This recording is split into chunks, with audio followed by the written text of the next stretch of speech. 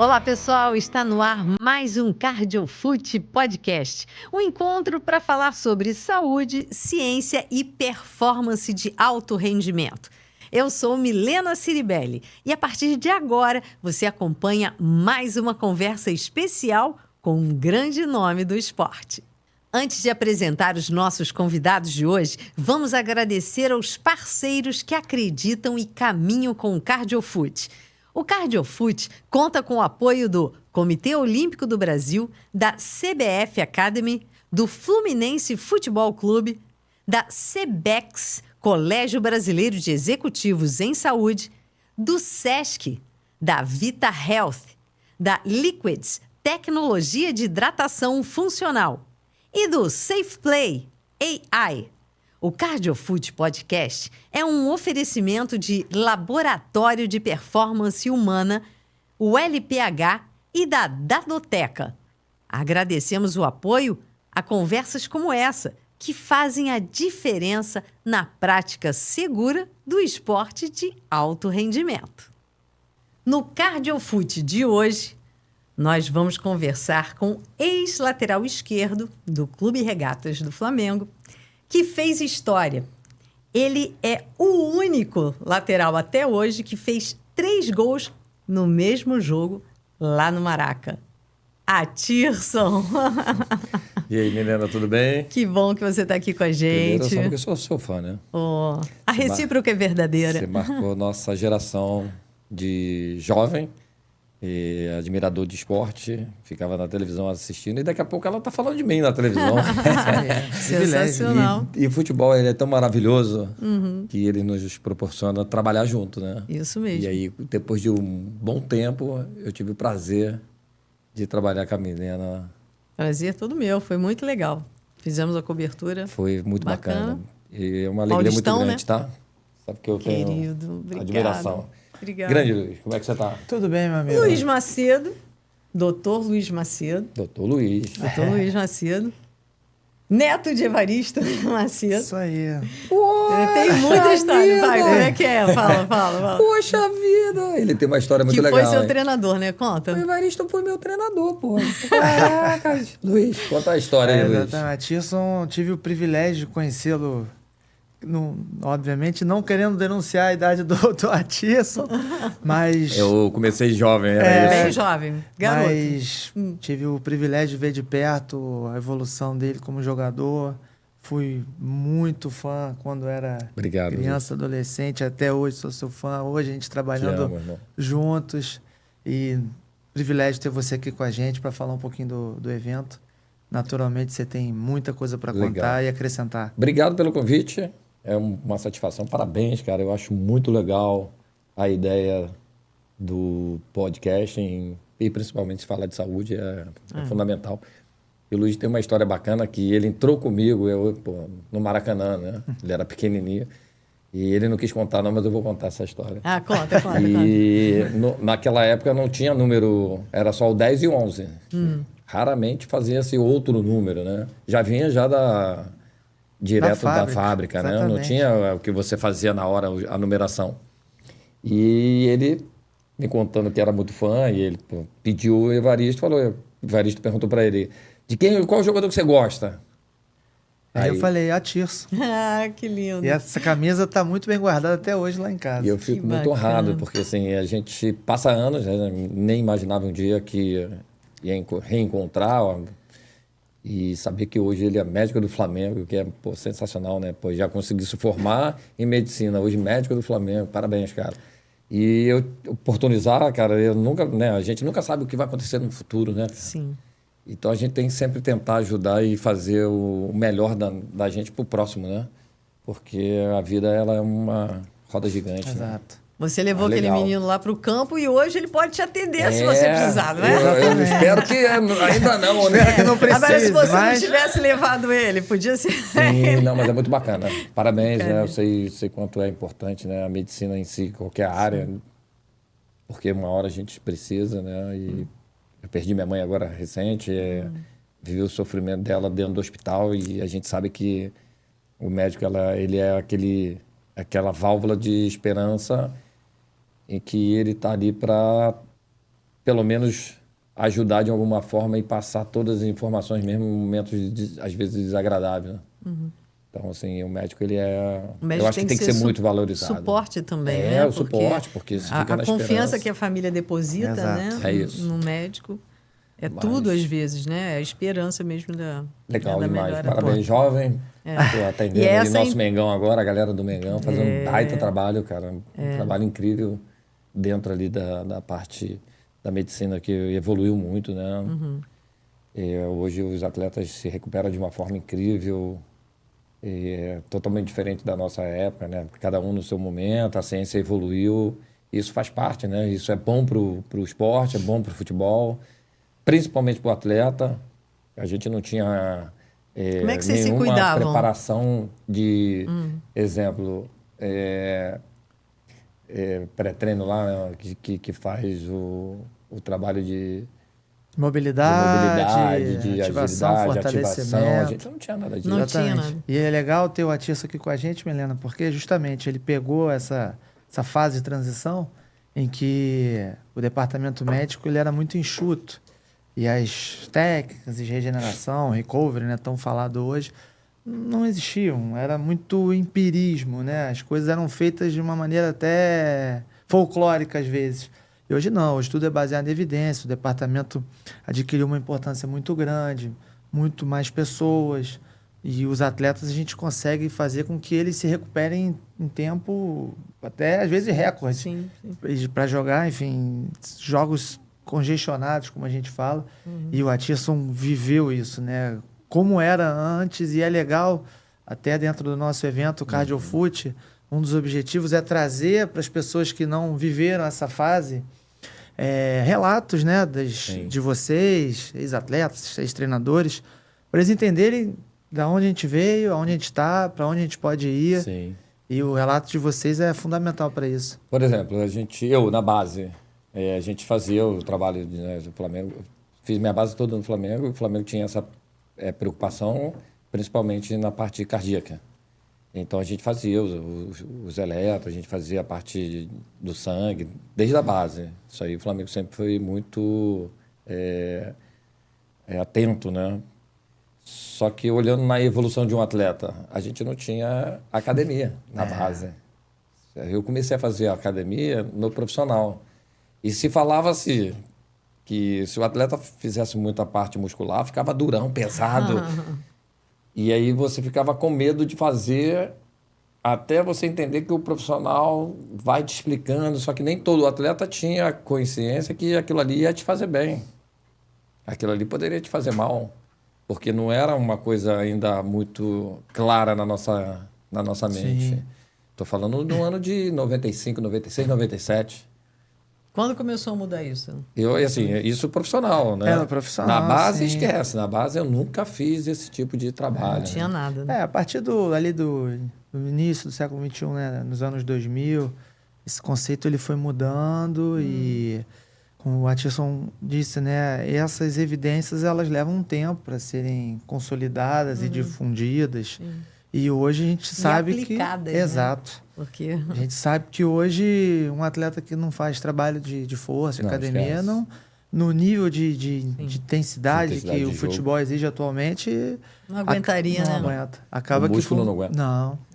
E é fundamental, porque você precisa realmente fazer para o músculo estar pronto, Sim. para atender a demanda do jogo. Toda a explosão, do treino. né? Que porque assim, acontece. quando eu fui para a Itália, eu fui no ano de 2001. E, assim, eu comecei a fazer no profissional do Flamengo, mas era ainda uma coisa uma vez na semana, não era uma coisa assim... Eu cheguei lá, o trabalho de força era absurdo. Eu não aguentava fazer os pesos. O preparador botava lá, eu olhava o peso assim... rapaz, esse peso aí tá pesado pra mim. Cada negoção grande assim, eu falei, não quero não consigo, não tinha força para levantar, passava vergonha. Mas eles não foram não, gradativamente? Porque assim, você vai fazendo em grupo, né? E normalmente é um peso que todo atleta, vamos botar aguenta. 20 quilos, 10 quilos de cada lado, né? Nada de absurdo. Tô dando exemplo, né? O cara ia lá fazer o supino lá, bacana. Aí eu todo tremendo, né? São diferenças, né, de cultural, que lá já existia há muito tempo. Na Alemanha é obrigatório.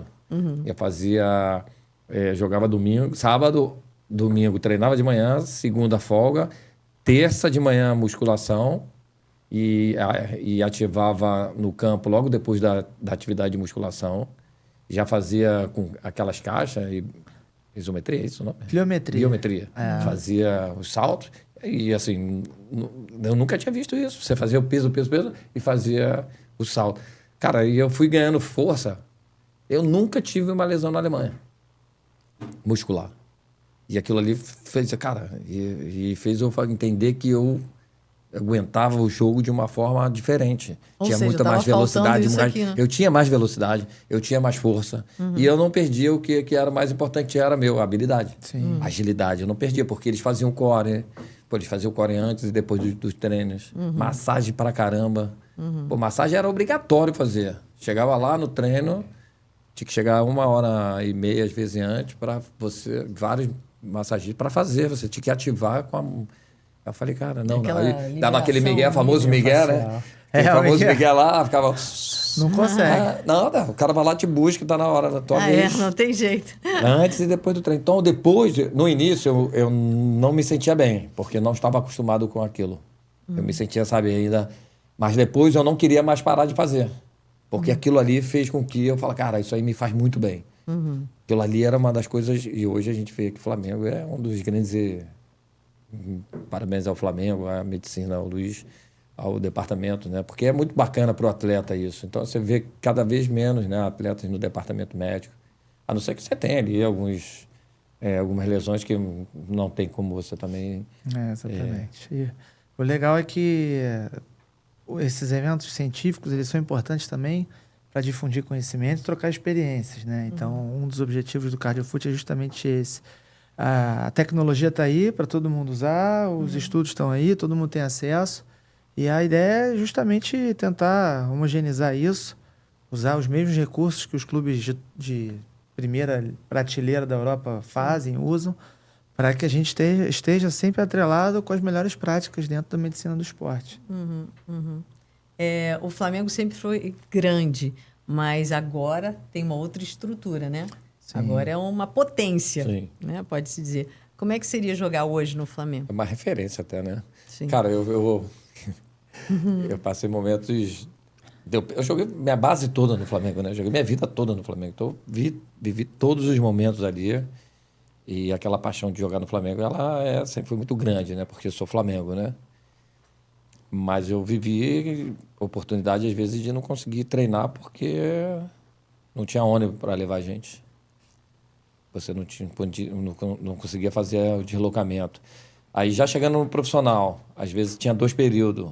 Aí você treinava aqui no Recreio. Aí, para você voltar para a casa de São Conrado, só para quem tinha carro. E aí? Você vai com 1, 2, só que não tem carro para todo mundo. Então, você tem que ficar ali. Não tinha alimentação para todo mundo, porque você não conseguia, às vezes, voltar. Porque, assim, você sobe profissional, naquela geração ali, não recebia um salário. E quando recebia, tá? Não era em dia. Então, isso tudo dificulta o trabalho da medicina em si para o atleta da evolução. O descanso de um treino para o outro. Hoje, você vê o Flamengo da forma que está, você chega café da manhã, uma estrutura de... sei lá, quantos campos tem lá? 6 campos hoje? Tem mais até. Então, assim, você olha assim, Flamengo, olha, pô, e campo, tudo maravilhoso e integrado, né? Isso aí é melhor ainda, porque você consegue descansar. Quando eu vi isso? Quando eu fui a primeira vez para o Cruzeiro. Quando eu fui para o Cruzeiro, eu falei, caracas, era tudo integrado, era tudo no CT, só que tinha 4 campos. Na Toca 2, eu fiquei encantado. Então, assim, hoje o Flamengo tendo toda essa ajuda para o atleta, eu acho que seria, para mim, eu acho que eu teria uma carreira ainda um pouco mais longa e eu acho que eu tinha tido uma evolução maior, mais rápida, porque eu demorei a maturar, né?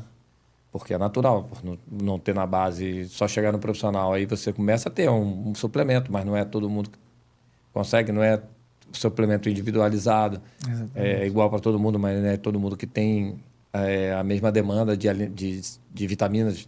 Eu preciso de mais vitamina X e o Luiz precisa de Y. Aí eu fui para a Alemanha, era um pote desse tamanho, fazia os exames de sangue e era obrigatório. Todo treino você tinha que tomar aquele lá, porque aquela vitamina ali era individualizada. Hoje o Flamengo faz. Você tem logo depois do jogo, para recuperar, pô. Isso aí, cara, você vai ganhando, ó. A gente acabava o jogo, você sabia quando você ia comer. Pô. Isso é curioso, porque para quem vive o futebol hoje e escuta os seus relatos, parece que isso tem 50 anos. Não, pô. E não tem. Isso é relativamente recente. E para quem está acostumado com essa realidade hoje, é importante saber como houve essa evolução, né? O departamento médico na tua época era pequenininho. Era muito enxuto. E hoje, cada vez mais voltado para essa, como a gente chama, medicina de precisão, né? Não dá para tratar o jogador A como a gente trata o jogador B. Tem as suas especificidades, às vezes até de posição. Sim, sim. A demanda em determinadas posições muda, né? Muito. E aí tem as situações clínicas específicas de cada atleta que não posso dar a mesma coisa que eu dou para ti, são para você. E cada vez mais a gente tem esse olhar individualizado que até pouco tempo não existia. Não tinha. Muito legal. No CardioFoot, a preocupação é justamente tentar minimizar os problemas que podem acontecer com os atletas, né? Com os jogadores dentro de campo. E a gente estava recordando, né, várias situações. Você conviveu com o Washington Coração Valente? Joguei contra, né? Joguei muito contra o Coração Valente, né? E não tive assim, contato só quando a gente terminou a carreira que a gente começou a ter mais contatos, né? Certo. Mas na carreira em si não tive contato com ele assim, como amigo, né? E aí, quando veio a notícia, foi impactante para vocês? Foi. Assim, é muito triste, né? Porque eu lembro do Serginho até, né? Antes do Serginho próprio, São Caetano, né? próprio Coração Valente, teve o Serginho, né? Sério, 2003. Esse morreu, né? Infelizmente. Então, assim, é um choque muito forte, pesado. Eu acho que para um atleta ele fica muito decepcionado, né? Porque, assim, você está fazendo o que você ama, mas é uma profissão de alto rendimento, que você tem que... E aí você tem uma situação daquela, dá que medo, aí a né? partir dali que teve a obrigação nos estádios ter o desfibrilador. Exato.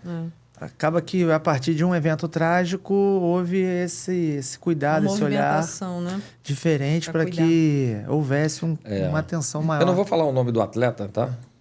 Porque para preservar, mas eu não joguei com ele, é um jogador até recente, jogou na Inglaterra até. E depois, até um relato que ele teve depois da Covid, ele começou a ter problema cardíaco. Ele começou a ter... Taquicardia? Ele começou a ter essa mudança de batimento. Arritmia. Foi aonde que ele teve que parar de jogar. E assim, ele já estava E assim, por coincidência, eu fiz um jogo com ele como comentarista. E aí eu perguntando e tal, super tranquilo, ele que me contou. Eu fiquei assim... não é uma coisa que é teoricamente definida, ou foi por causa disso, mas é uma coincidência. E aí ele relatou assim, eu falei, caramba, cara. E é um jovem, né? Não é assim. E assim, cada vez mais os atletas hoje têm exigência de treino, o médico tem que estar sempre ali atento. E não é todo mundo que consegue diagnosticar rápido, né? É um tipo de situação que o médico ele tem que ser específico, né, doutor? Exato. E tem determinadas situações em que, infelizmente, a primeira manifestação é a morte súbita.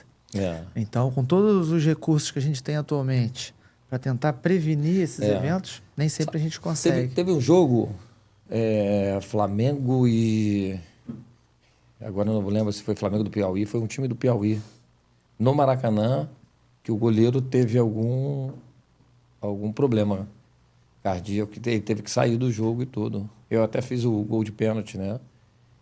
E aquilo ali fica uma coisa muito chocante, né? Assim, pra gente, você fala, cara, aí você fica preocupado. Receio, não é? Você tipo, fica preocupado. O cara vai pro hospital, você fica preocupado com ele, querendo saber. Você sai dali do jogo, você pergunta lá como é que tá, e aí... Porque é uma situação de amizade, né? Você, apesar de não ter o contato, mas é a mesma profissão. É uma rivalidade de jogo, mas é teu amigo de profissão. Atisson, de alguma forma, vocês também se veem todos como pessoas saudáveis, né? Atletas, têm uma vida, né? Exatamente. Regrada, né? Pelo menos tem hora para comer, hora para treinar. Você imagina que um atleta é esse atleta como referência. E aí, de repente, estereótipo da saúde perfeita. Exatamente. Mas hoje eu vejo que eu tô cheio de artrose. Pagou o preço. Acontece com um colega, né? De repente, podia ter acontecido qualquer um, né? Teve, né, um jogador da seleção, também, agora não vou lembrar qual foi a seleção, que ele caiu no campo, né? Foi o Eriksen.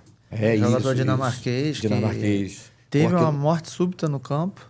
E ali, graças ao rápido reconhecimento e rápida ação, ele conseguiu voltar e voltou a jogar. Já voltou a jogar pela seleção. Sim. E assim, você olha aquilo ali, é impactante, cara. Você vê o atleta você fica desesperado. Como é que você consegue voltar a jogar depois de uma situação daquela? É não, você fica preocupado com o teu companheiro. Quando tem choque, né, você vê lá, epilepsia. O cara tem ali, a língua você começa por causa do choque, né? Sim. Você já fica desesperado, pô. Então, assim, são situações de... E o futebol, né? É um esporte ainda de muito impacto, né? Sim. Mas esse trabalho que você vem fazendo, doutor, eu tenho um projeto social, né? E eu exijo sempre das crianças ali um mínimo de atendimento ali para começar a fazer atividade. Traz o eletro, igual um clube, mas com uma exigência menor. Porque a gente não treina todo dia e tal. A gente já fica preocupado porque realmente é uma situação que pode atingir qualquer um. O Ganso teve agora recentemente, né? Uma miocardite. E um dos objetivos do evento é justamente difundir esse conhecimento, porque aqui, naturalmente, a gente está falando do esporte de alto rendimento, no topo da pirâmide. Mas para vocês chegarem no topo, vocês começaram do zero, da base. Sim. E, infelizmente, muitas dessas crianças, adolescentes, não têm esses recursos, né, para poderem fazer essa avaliação criteriosa. E acaba que muitos deles ficam para trás, porque não conseguem, e outros, inclusive, se colocam em risco, porque se tem algo, não sabem e estão sujeitos a ter algum problema mais sério. Então, o objetivo não é só científico. Existe uma questão social da gente conseguir, nesse evento, promover a educação de profissionais com relação à assistência num caso de morte súbita. Pessoas leigas, não médicas. Conscientizar também, cada vez mais, a sociedade de entender essa preocupação, que é fundamental. Eu acho que é um projeto que até pode ser levado para o governo, cara. Para levar para as faculdades, porque isso aí é um legado, cara. Exato. Tem esse legado social, que é um dos objetivos, de justamente tentar fazer com que instituições públicas consigam proporcionar a essas crianças, adolescentes com condições socioeconômicas inferiores a questão de serem avaliados. E, às vezes, quando a gente fala, não precisa de muito, né, nesse primeiro momento. Às vezes, um eletro, um exame clínico, e aí dali você destrincha caso encontre alguma coisa. E às vezes, para a gente que é uma realidade, uma normalidade, se você vai na periferia, muitas crianças não têm esse tipo de avaliação.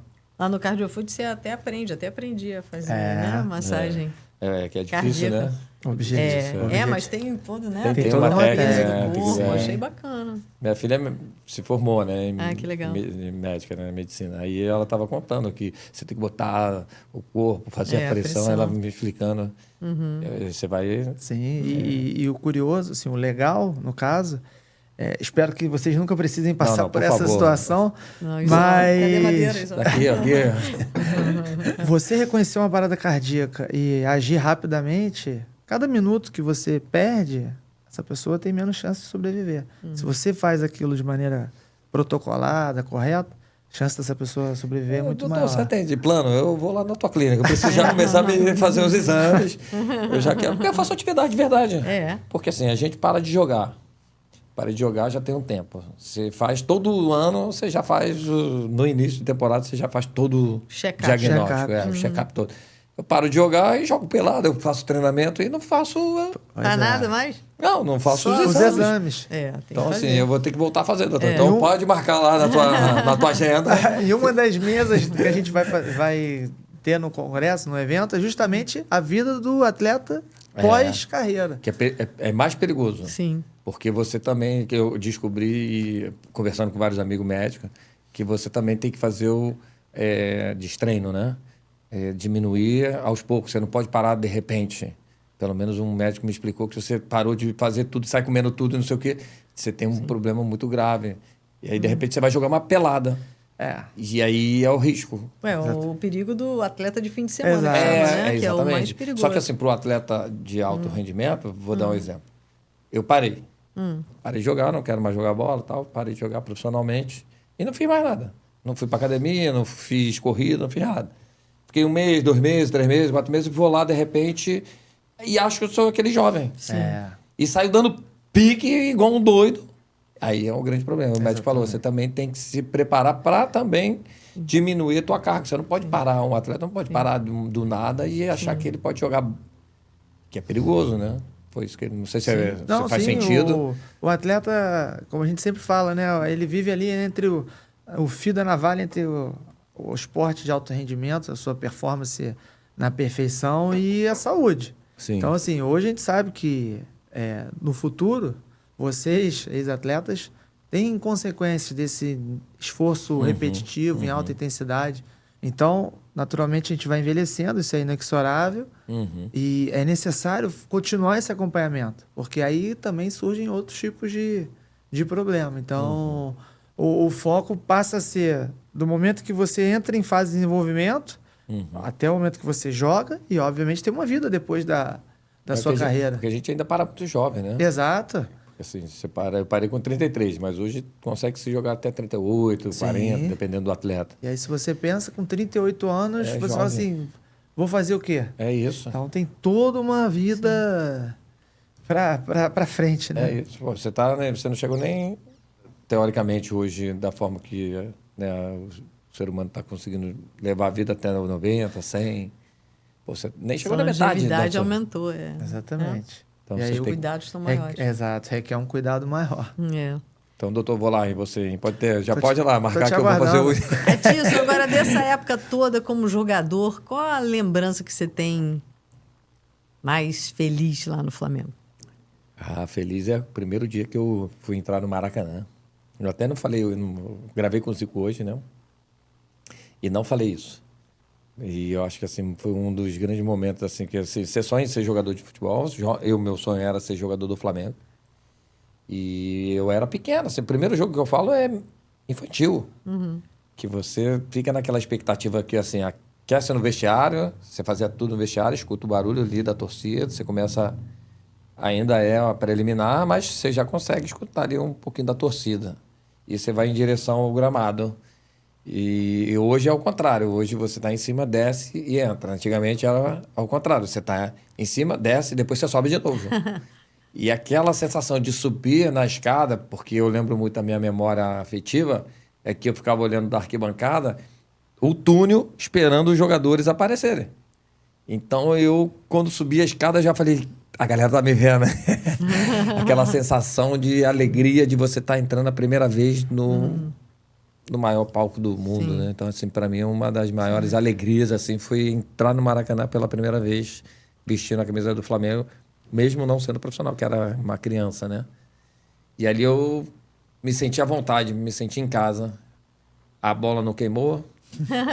Eu falei, gostei disso mesmo, porque você sente, né? Porque, assim, é a primeira vez, porque, assim, na nossa base, a gente não jogava com torcida, jogava ali com 100 pessoas. Aí você vai para o Maracanã já para jogar. Naquela época a gente jogava com mais de 70. Numa véspera, assim, na preliminar, um pouquinho menos, mas você já jogava, já tinha dia. E a torcida não é aquela coisa. Torcida é torcida. Ela aplaude se você faz coisa bonita dentro do gramado. E faz o se você faz coisas... E quando fazia jogada, a torcida... Eu falei, opa, eles estão gostando.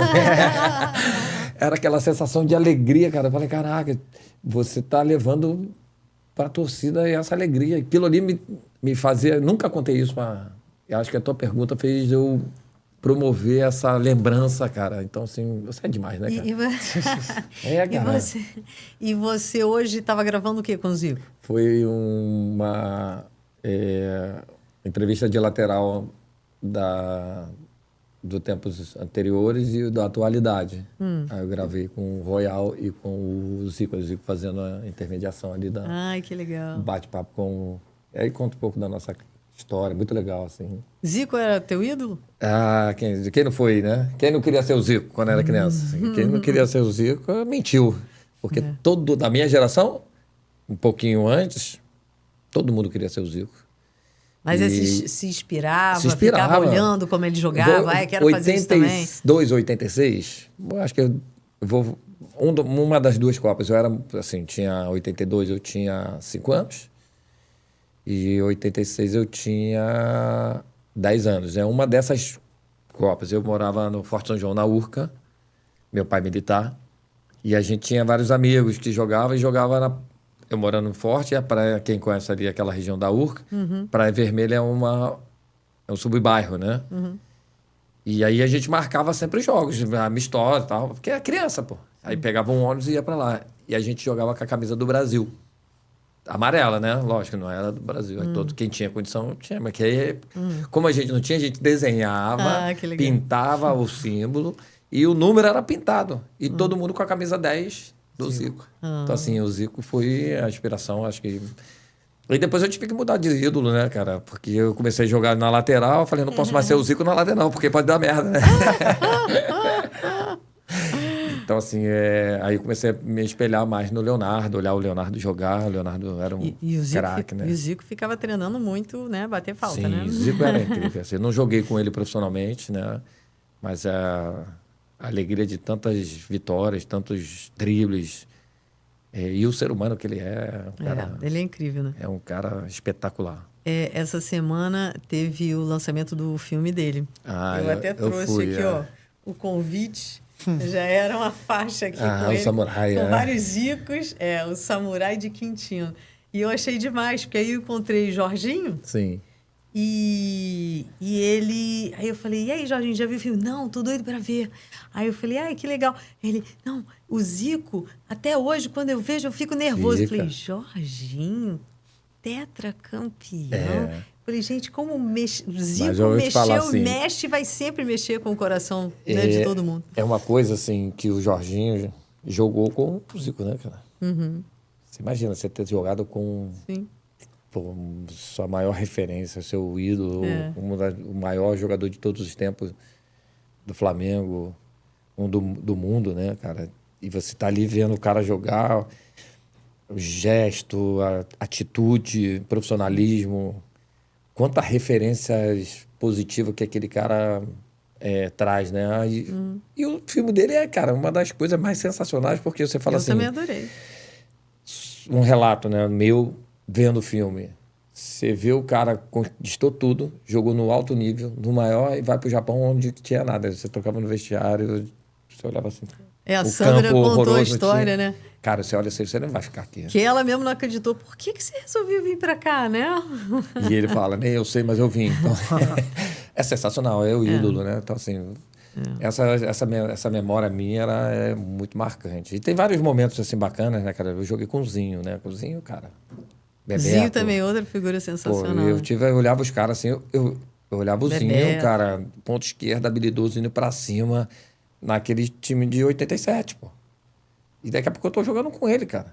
Tô jogando com o Bebeto, que faz o gol, que eu estava dentro da arquibancada. Nem a arquibancada era, porque o Maracanã não estava tão cheio na Copa União de 87, que a gente não conseguiu entrar Era eu com 10 anos, meu pai e meu irmão Alisson. A gente não conseguiu entrar na arquibancada, de tão cheio que o Maracanã estava. E aquele túnel que tem ali para entrar na arquibancada... Todo mundo pendurado assim, duas crianças pequenininhas. Meu pai falou, vamos no banheiro. Aí fomos lá no anel superior. E aí foi no banheiro e tal, entrou. E quando ele entrou, tinha vários buraquinhos assim para refrigerar o ambiente do banheiro. Sim. E quando ele olhou, ele viu o campo. Vou ficar aqui. E ele, altão, ele conseguiu. E aí, então, vitória, ele me botou em pé, botou meu irmão, a gente de pontinha do pé olhando o jogo. O Bebeto faz o gol, o Zico toca pra ele, Bebeto faz o gol na saída do Tafarel, aí a gente pulando dentro do banheiro, esqueceu que tinha... Então, assim, foram vários momentos, assim, incríveis, né? Que a gente... Eu falo como torcedor. E depois eu, aí você começa a jogar... Você começa a ser referência. Pô, o Felipe Luiz falou que eu sou um das Isso que eu ia te perguntar, gente. Como é que você sentiu o Felipe Luiz dizendo que você era referência para ele? Cara, assim, primeiro era obrigado, né, Felipe Luiz? Não só você, tantos outros laterais que se inspiraram, que falaram já de mim, cara. Você não imagina. Você só joga. Você joga e você tem como exemplo tua família, né? Como valores, princípios. Esse é o maior legado que a gente tem, é os valores, princípios da nossa família. Isso é inegociável. Só que depois você começa a também ser essa referência como atleta, em primeiro lugar, porque o cara olha o atleta, o quanto que ele joga, o posicionamento, o drible, o quanto que ele faz gol. E depois você vai vendo outros aspectos, né? Eu só imaginava jogar futebol. Eu só queria entrar e vencer, levar a vitória para o Flamengo e conseguir ser reconhecido. Que era o meu sonho, né? Você faz a tua profissão, você quer. E aí, aos poucos, você vai conseguindo isso. Cara, isso... Eu nunca imaginei que um dia alguém ia ter eu como referência, né? Isso é o legado do futebol, né? Futebol. Exato. O CardioFoot 2026 já tem data e lugar marcados. De 25 a 27 de junho, a gente se encontra no Maracanã para 3 dias de muito conteúdo sobre ciência, saúde, esporte e alta performance. O evento reúne profissionais, pesquisadores e especialistas que estão pensando o presente e o futuro do esporte e da medicina esportiva. Então, se esse é um tema que te interessa, o convite está feito. Acesse cardiofoot.com.br, clique em inscreva-se e garanta a sua participação. E você, como técnico, ficando ali na cabine do lado da torcida do Flamengo, dá mais emoção ainda? Dá vontade de... vou entrar no campo de novo. Isso... Vontade de jogar de novo. Muda a chave, sabe? Muda a chave, é totalmente diferente, né? Quando a gente realmente está capacitado para jogar, você olha assim e fala, pô, eu tô pronto para jogar, eu sei fazer isso. Aí quando você muda a chave e vai para treinador, é totalmente diferente. Você está capacitando o seu atleta. E aí você muda, você fala, não sou mais eu que faço, são eles que vão fazer. E aí é diferente, E aí você fica com aquela coisa assim, torcedor, porque o torcedor é paixão, né? Torcedor é mó barato, cara. Torcedor tem todos os tipos de torcedores, né? Você tem alguma lembrança, assim, legal, de algum torcedor? Tem vários, assim, torcedor que pega, tira a camisa, quando vai viajar e queria a camisa de qualquer jeito, pegava, agarrava, querendo a camisa... E, assim, momentos em que o torcedor jogava várias coisas para você de afeto, né? De fé. Que aí você pega, vê, cara, vários torcedores, fãs que tem guardado nosso, assim, de álbum, né? Pô, imagem que a gente nunca imaginou que existia, você acaba tendo, né, cara? Relatos, assim, incríveis.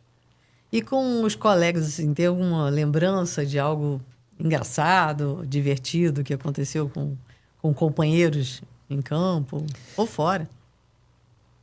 Cara, em campo é mais profissional, no campo é mais difícil, né? Mas tem uma situação que eu acho que é legal contar. Jogo contra o Figueirense, eu acho que esse jogo que o Felipe Luiz estava me assistindo. Esse jogo, eu não gosto nem de falar de mim, porque eu não sou vaidoso, então, mas eu vou falar o que aconteceu. As pessoas falavam que eu joguei muito esse jogo.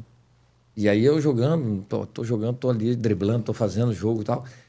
Eu peguei a bola da defesa, aí o adversário veio, dei uma caneta nele. Aí eu fui conduzindo, ele veio para tentar tomar, eu dei outra caneta nele. E aí ele veio de novo, eu dei um corte e toquei isso. E eu não ouvi isso, não ouvi, de verdade não ouvi. O Andrezinho, que estava do meu lado, né, ele estava próximo, porque ele era meia, ele me contou depois, ele falou, Tirso, na hora que você deu uma caneta, que você deu outra caneta, o árbitro meteu assim, ui, ai, o árbitro, que coisa linda. E assim, eu não ouvia, não via, e ali foi um jogo realmente muito marcante. Até hoje, quando eu fui em Santa Catarina, a galera da região ali fala que foi um dos jogos mais marcantes para eles ali na região, né? Ficou na memória. E o do Romário, né? O do Romário é uma situação incrível que eu estava chutando muito aquela coisa de você querer aparecer jovem, só que todo jogador que teve uma discussão com ele teve ou saiu do Flamengo ou não jogava mais. E eu falei, cara, eu não posso perder minha oportunidade, eu estou aparecendo, eu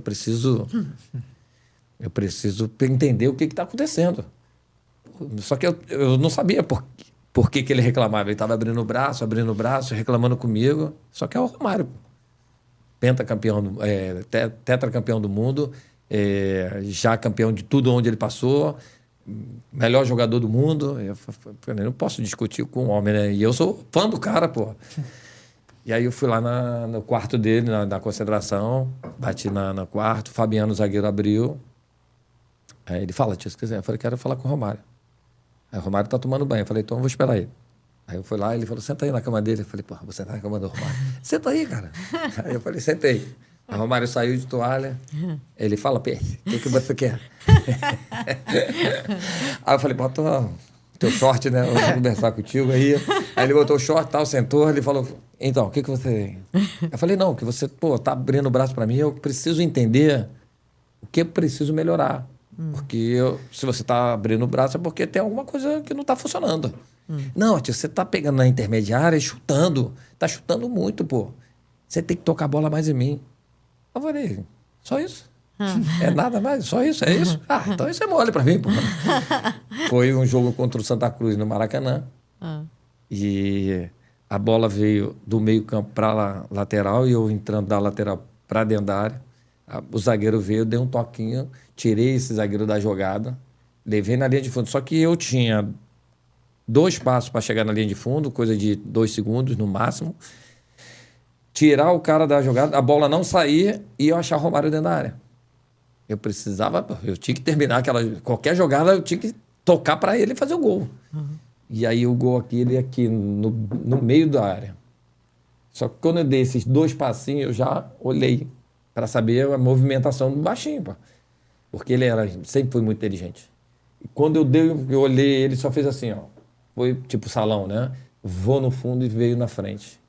Quando ele fez o movimento, ele vai, né? Eu falei, ele vem no primeiro pau. Vem na primeira trave. Eu fui na linha de fundo, só que o espaço era muito curto. Eu dei um toquinho bem de leve, cara. Um toquinho... Ele cabeceou e eu fui lá para a placa já, né? Pô, eu ia olhando, né? Para ver se ele ia terminar a jogada. Ele, fez o gol. E aí ele veio me abraçar. É isso, Peixe. Assim você vai para a seleção. Então, assim, foi um momento realmente incrível. Que né, demais. Poxa, o Romário como Romário orientador, incrível. né? Não, o Romário é incrível. Junho é mês de Copa do Mundo. Um período em que o futebol domina as conversas e mobiliza milhões de pessoas. E o CardioFoot entra nesse momento com um propósito claro: conectar esporte, saúde e inovação no palco mais emblemático do país, o Estádio do Maracanã. Para as marcas parceiras, é a chance de estar presente em uma conversa que vai além do jogo e que coloca o cuidado com o atleta e a ciência do esporte em primeiro plano. Quem foi o técnico que mais te influenciou? Eu tive vários grandes treinadores, né? Não é porque eu estou aqui, não. O Evaristo foi um cara que ajudou muito na nossa construção. A gente jovem, cara. Ele já era ídolo, né? Foi ídolo no Barcelona, no Real Madrid. Jogador que jogou alto nível na seleção. Ele contando várias histórias pra gente. Então, assim, a gente aprendia muito com esse cara, né? Tanto a pressão, aquela coisa da pressão do futebol, a torcida, da imprensa. Ele tirava um pouco esse aspecto deixava esse lado mental que hoje é muito forte, né? Que hoje é muito bem trabalhada. A gente tinha psicólogo e tudo, mas ele fazia todo esse papel, cara. Porque ele entendia essa pressão que o jogador sentia, porque ele foi jogador. E ele minimizava. Pô, ele sabia o momento de abraçar o jogador, sabia o momento de dar dura no jogador.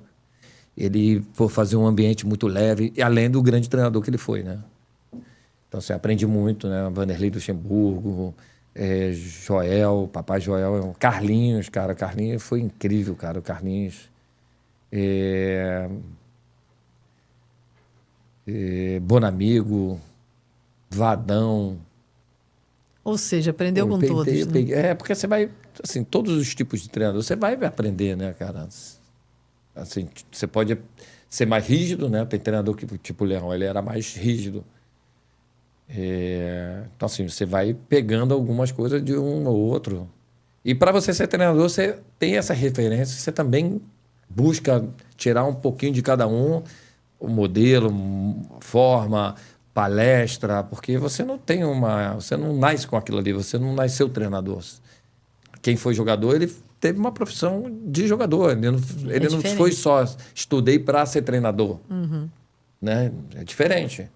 E aí o jogador tem todo esse lado de quando você para, você também não sabe tudo, né? Então você vai pegando. Então, assim, foram momentos na base, para mim, foi importantíssimo na parte defensiva, porque eu sempre fui muito forte no ataque. Eu gostava muito de atacar. E eu precisava melhorar esse aspecto defensivo. O Carlos Ancelotti, na Itália, ajudou muito nessa construção. Toninho Barroso, na base do Flamengo. São treinadores que fazem você evoluir. Porque você joga na frente, agora você joga atrás, é diferente. Você tem que fazer o balanço defensivo, você tem que ficar na linha do zagueiro, você não pode ficar atrás dele, porque você não dá condição para o cara entrar ali na linha de impedimento. Então, ele está subindo, você tem que subir, você tem que ficar de olho lá e aqui. Então, você vai pegando treinadores que te cobram isso, né? E aí foi vários. Então, para você hoje estar acompanhando o Flamengo, né? Praticamente. De perto. De pertinho. É tudo que você queria, né? Porque você continuou como rubro-negro. Você vê hoje, você grava com o Zico. Assim, então, de verdade... eu não planejei minha vida pós-carreira, né? É uma pena, porque na nossa geração eu pensei muito em ser jogador. Eu não fiz uma construção pós-carreira. E aí eu bati muito cabeça, né? Fui empresário de atleta, aí depois fui treinador. Nesse meio caminho comecei a ter a oportunidade como comentarista. Não fui preparado para ser comentarista, que é diferente, você... Foi aprendendo, né? João Guilherme foi incrível, cara. João Guilherme, falo muito dele porque ele foi um cara que construiu... fez eu construir uma carreira como comentarista, me educando. Do meu lado aqui o tempo todo, falando, agora você tem que, entra, fala aqui. Por exemplo, você tem alguma regra no futebol que narrador passou do meio, você tem que dar para ele... dar continuidade Sim. na jogada, porque é muito rápido, pode acontecer Sim. um lance e ele pegar toda a história do gol, da jogada brilhante. Foi o caso do Arrascaeta agora, né? Jogada saiu, não sei o que, um gol. E aí ele constrói toda aquela narrativa para ele terminar com a grande homenagem pro Oscar. Oscar, um beijo no coração. Tadeu também, cara, que é incrível. Foi lindo. Então, assim, você olha realmente aquele momento, é do narrador. Imagina, você tá falando... E às vezes eu não sabia, pô. Pra mim, eu podia falar a qualquer momento. Peraí, Edilson, né? De vez em quando o narrador tem que falar, né? Ele começou a me educar ali, né? E, assim, são construções de carreira. E, assim, acabei me adaptando. Hoje eu sou um comentarista que eu posso dizer que eu sou tranquilo quanto ao que eu faço. Bem capaz, porque eu entendo muito bem, leio muito bem o jogo. Mas eu entendo o outro lado, que antes eu não entendia. Uhum. Mas até construir isso demora, né? Porque você pega outros narradores também. Tem uns que querem te ajudar, tem outros que não estão nem aí para você. Qual jogo que até hoje você gostou mais de comentar? Cara, eu acho que todos os jogos são interessantes. Agora, o que fica marcado muito são as decisões, né? Sim. As decisões, você mesmo se prepara para uma decisão para levar para o telespectador, para você levar o melhor para ele que está em casa, você passar a melhor visão, você tem que estudar o adversário, que isso foi onde que eu aprendi muito. Por exemplo, eu trabalhei em outras emissoras. Hoje é tranquilo que eu tenho a obrigação de falar do Flamengo. Eu não sou obrigado a falar do adversário, mas por respeito ao adversário, eu estudo o adversário. E é importante você estudar os jogadores, característica, falar também para o outro torcedor. Mesmo eu hoje estando na Flamengo TV, você tem que falar para o outro torcedor por respeito a ele. Então, aquilo para mim foi uma...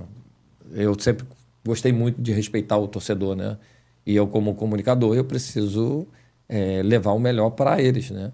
Às vezes a gente brinca porque a gente está na televisão de clube. A gente pode brincar, mas quando eu estou em outra emissora, é parcial o tempo todo. Esquece torcida, não existe torcida. Eu falo o que eu vejo do Flamengo. Se tiver que falar bem do Flamengo, eu vou falar bem. Se falar mal, tem que falar mal.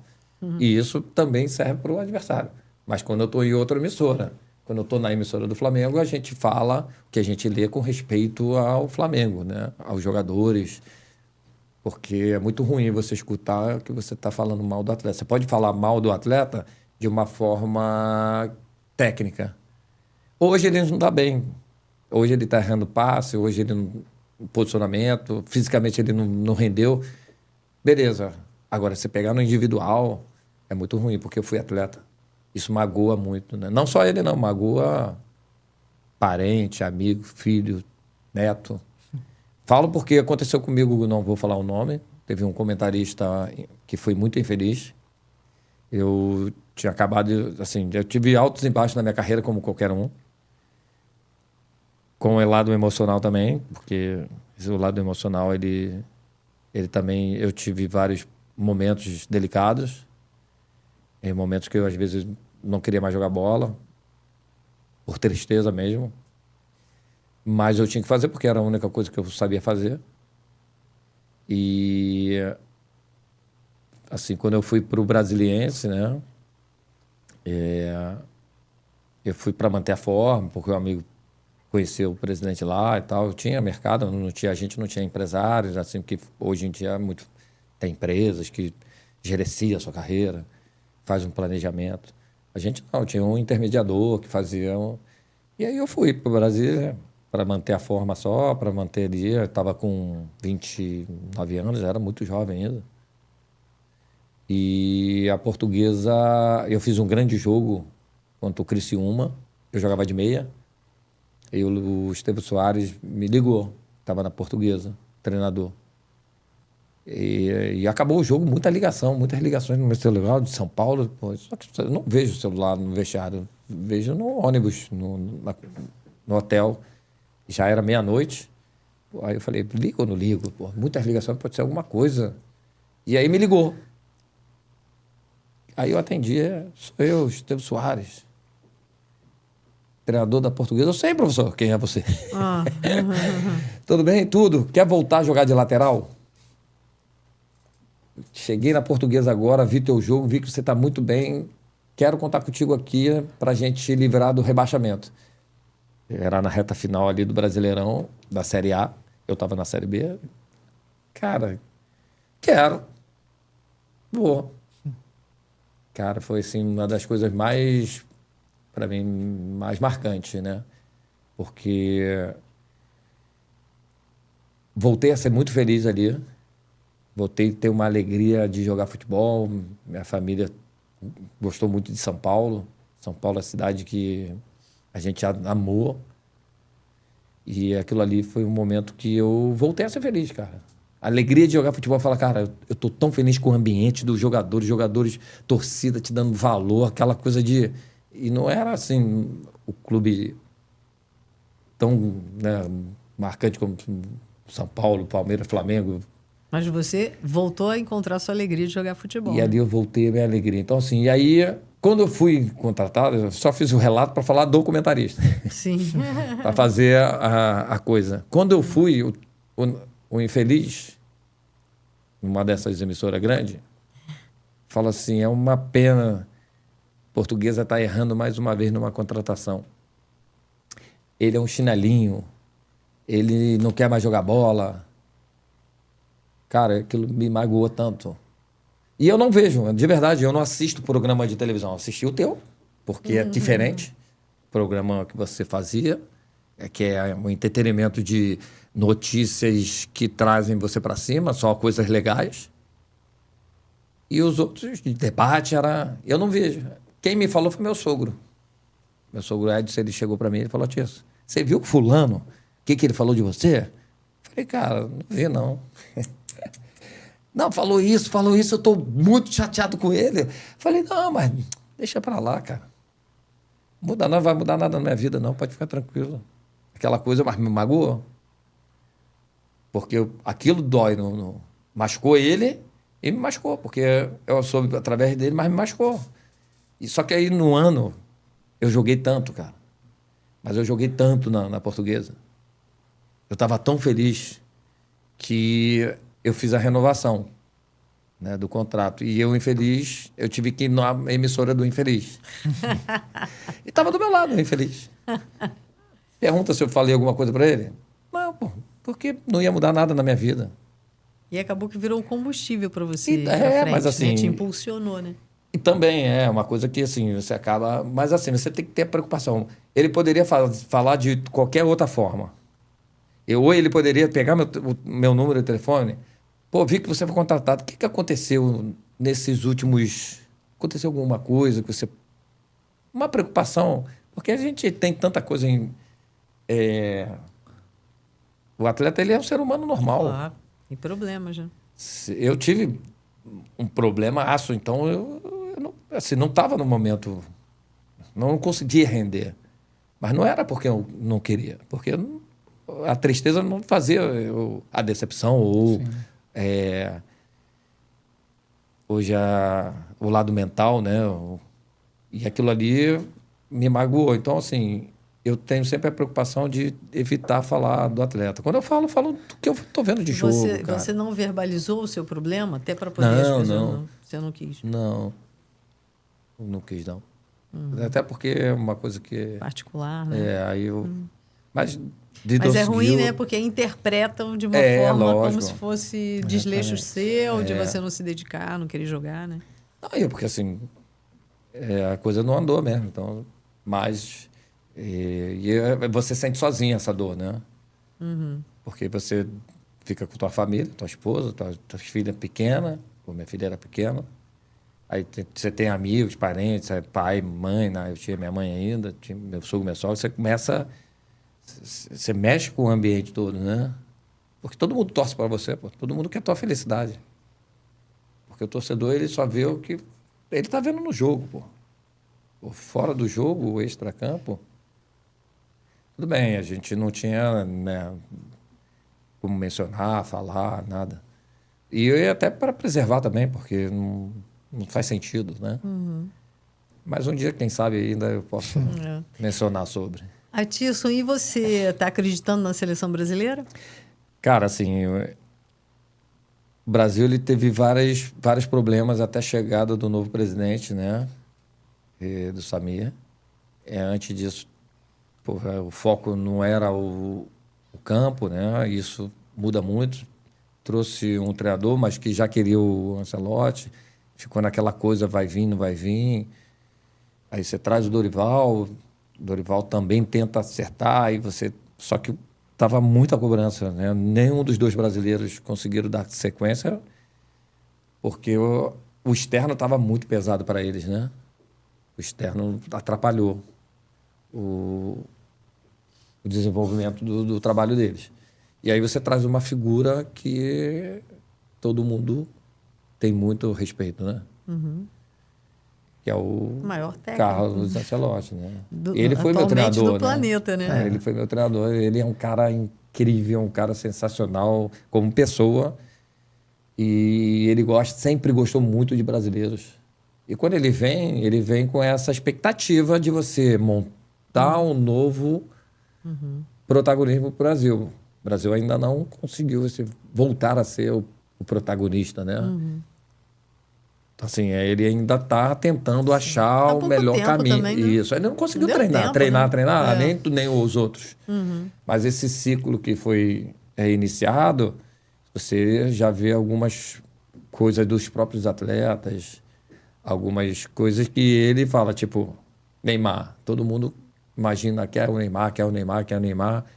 Você quer o Neymar? Mas ele também quer o Neymar. Mas Você o Neymar quer, ou o Neymar quis, a gente não sabe. Você colocaria ele na sua lista? Assim, olhando hoje fisicamente, eu não consigo ver ele tão competitivo. Tecnicamente, ele ainda é incrível.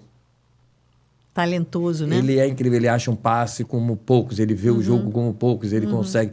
Só que a força física ou lesão prejudicou muito ele. Doutor, tá aqui, eu não sou nem médico para falar. Só 44 lesões e 5 cirurgias, é muita coisa. Então, assim, esse período todo, ele teve esses aspectos todos ruins, negativos, de lesão, né? E ele não conseguiu ter a sequência. E não ter na sequência, para o treinador, vamos lembrar do Romário, que se machucou véspera de Copa do Mundo, que não pôde ir para a Copa porque você tinha só 7 jogos, que era um mês. Agora você tem um mês e pouquinho, um mês e 45 dias. Mas eu ainda não consegui ver. Olhando ele jogar, assim, eu sou fã, gosto muito desse cara. Eu acho que o que ele faz com a bola é incrível, o que ele já fez. Mas eu, fisicamente ou clinicamente, eu não consigo ver ele ainda. E a Copa do Mundo mas não vejo ninguém na posição o que ele faz. No meio, o falso atacante, como a Arrascaeta faz no Flamengo hoje, jogando naquele setor ali. Não tem ninguém. As características dele, não tem nenhum. Não tem. Aí dá esperança, né? Pra ele Mas, assim, aí convocado. entra é o seguinte. Você pode convocar, você pode levar, porque você ainda tem um período para trabalhar. Ele não vai ser titular, no meu ponto de vista. Se for, não é o titular absoluto. Ele é alternativa para entrar 10, 15, 20 minutos, para entrar, para tentar achar uma vitória ou jogar ou entrar quando o Brasil estiver vencendo, caso ele vá. Porque ele é esse cara... Ele é um cara de ambiente, ele não é um desagregador, ele é um cara de grupo, ele é um cara sensacional.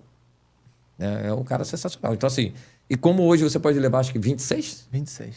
Antigamente você podia levar 23. Isso.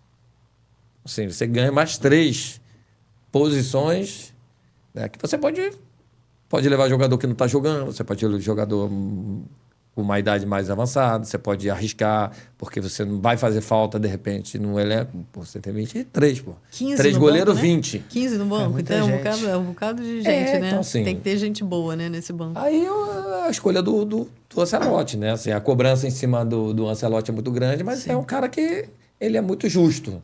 Sim.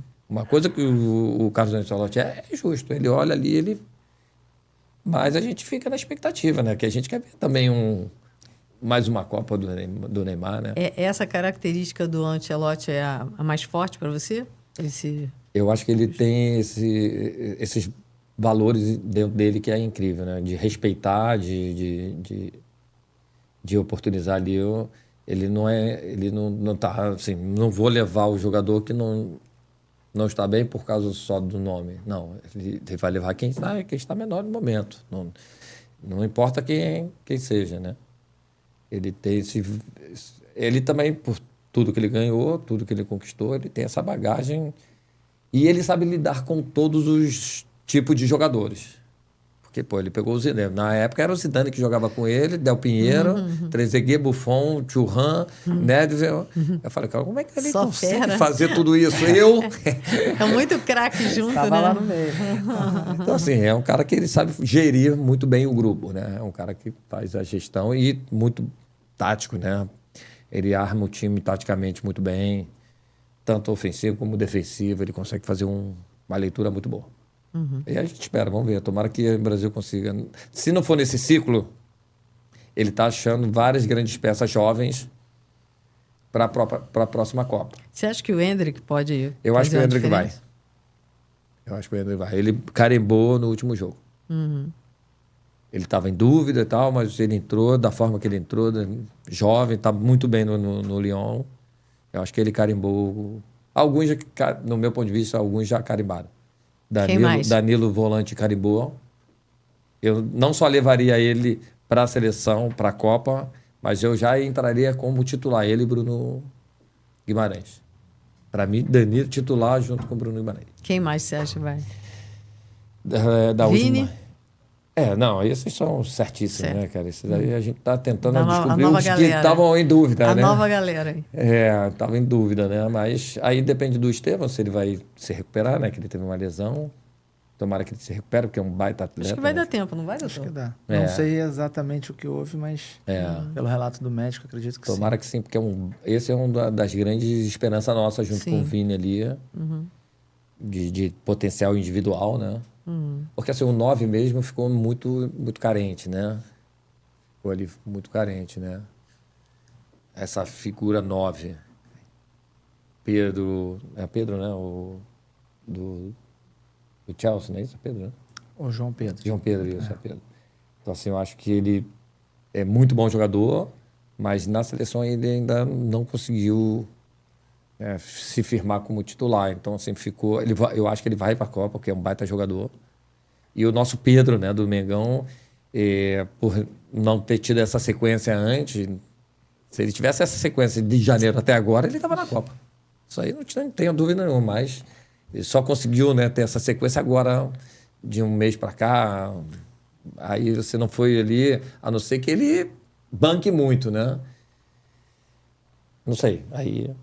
Eu torço pelo Pedro Exatamente. também. Porque assim, ele também levou o Igor, né? O Igor foi também bem, né? O atacante que está jogando na Inglaterra também. Eu gostaria de ver o Pedro, Neymar na Copa.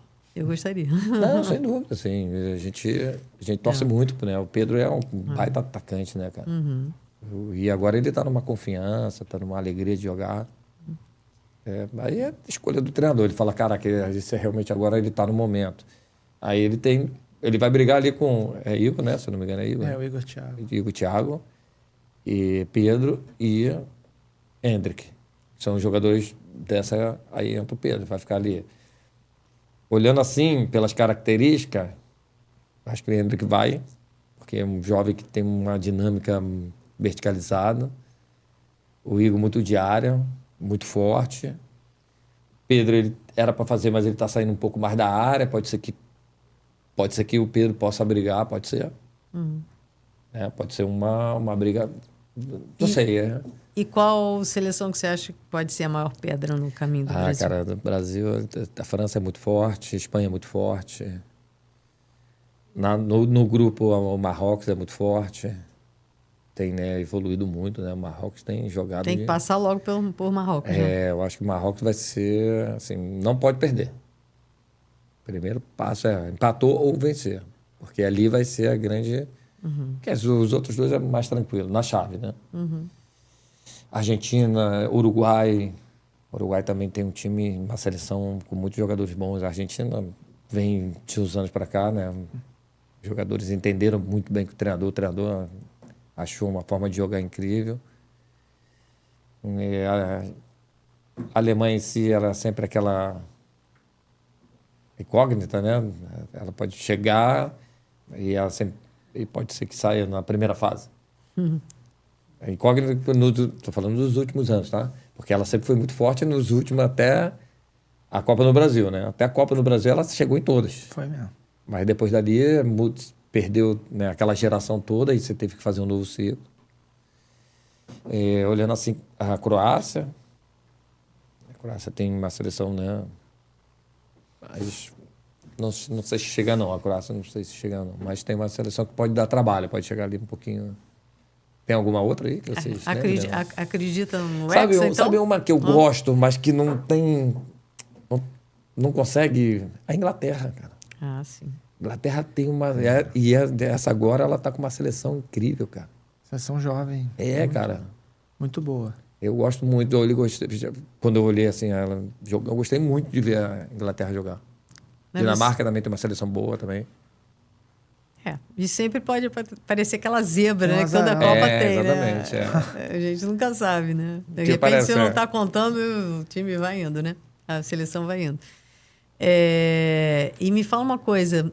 De tudo que você viveu no futebol, o que o futebol te deu? Eu tenho tudo pelo futebol. O futebol me deu tudo. Primeiro, os valores, né? Junto com a minha família. Porque a gente está em casa, a gente tem nossos princípios e valores dentro da nossa família. A A gente aprende ali. Aí tem a escola, que a escola é fundamental para você ter o ensino, e você tem o esporte, que é um grande transformador de um cidadão, que é o complemento, que foi onde fez aumentar e potencializar os meus princípios e meus valores. O esporte, eu sou muito grato ao Flamengo, porque o Flamengo abriu as portas da América, do futebol de salão, e a partir dali, minha formação toda foi pegar. Eu lembro que eu sentado,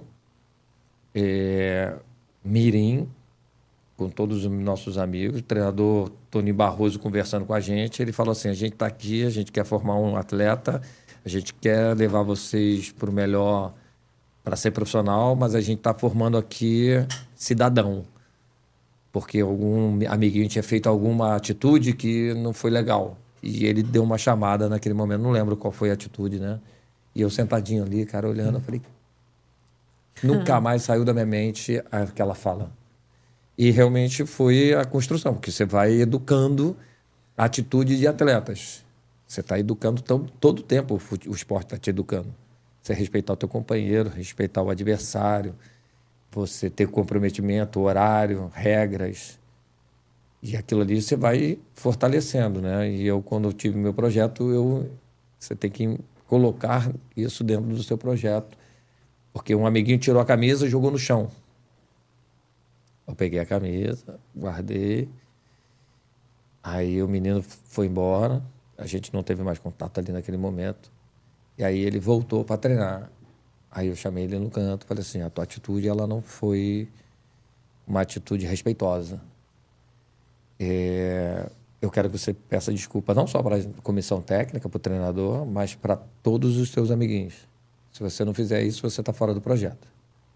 Porque é uma atitude que você está desrespeitando todo o ecossistema. Não falei ecossistema, de repente o menino naquele momento não entendia. Eu falei, você está desrespeitando todo